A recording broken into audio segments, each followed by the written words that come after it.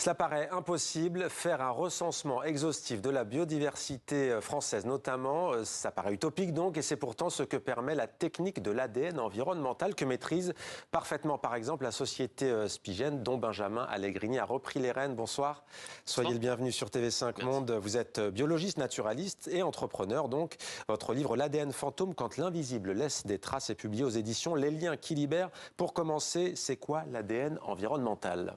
Alors c'est assez simple, hein. La plupart des êtres vivants, même tous les êtres vivants, quels qu'ils soient, laissent des traces dans leur environnement, donc dans l'eau. On va prendre l'exemple d'un poisson. Un poisson, il va perdre une écaille, il va peut-être faire une mauvaise rencontre, et à ce moment-là, des molécules d'ADN vont se libérer.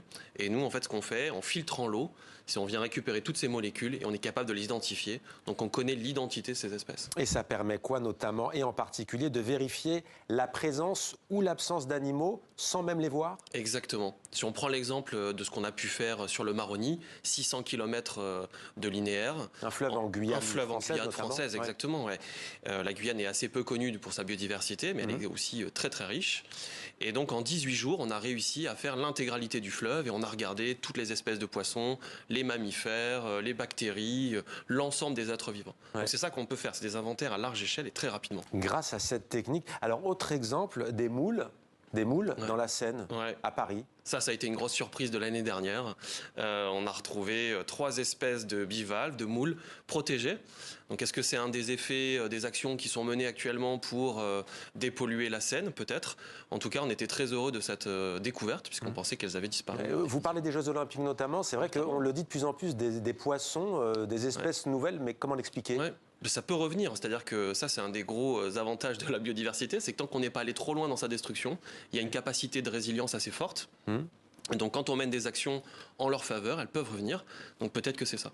Vous l'avez dit, une écaille, un fragment de peau, un souffle, tout s'accroche, s'accumule, persiste. Et d'ailleurs, c'est quand même, on peut parler de révolution scientifique. Ouais, c'est totalement une révolution. C'est-à-dire que là, on a toute une partie du vivant qui nous est totalement accessible, qui nous était accessible, une partie invisible. Et là, maintenant, on est en capacité de le voir. Donc, c'est assez démiurgique, en fait. Hein.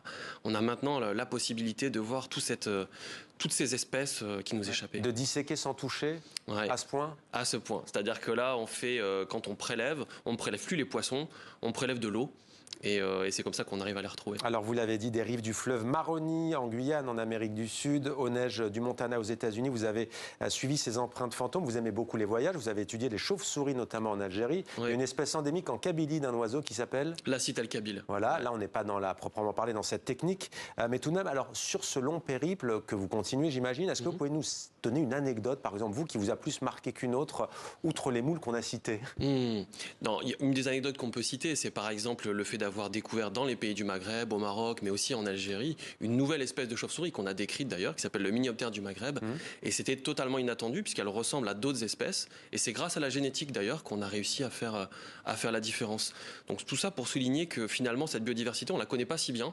On n'en connaît que 20%. Sur les 12 millions d'espèces à peu près estimées, on en connaît 2,3 millions seulement. Donc il y a encore plein de choses à découvrir. Alors on dit souvent de vous que quand vous êtes en réunion, si un oiseau passe, vous ne pouvez pas vous empêcher de le regarder. Il y a cet amour pour la biodiversité, la nature. Vous nous plongez dans l'histoire des sciences naturelles, mais au-delà des gains concrets, vous l'avez dit, sur la biodiversité et sur la science, ça change aussi notre regard, au fond, sur le monde vivant qui nous entoure. C'est ça, c'est un peu ce que je discute dans l'ouvrage, c'est de dire il y a tout un tas de nouvelles technologies qui nous arrivent et qui viennent médier notre relation avec le vivant, qui viennent médier notre relation avec les oiseaux, avec les chauves-souris. Et ça pose la question de savoir, est-ce que c'est ça, le type de relation qu'on a envie d'avoir?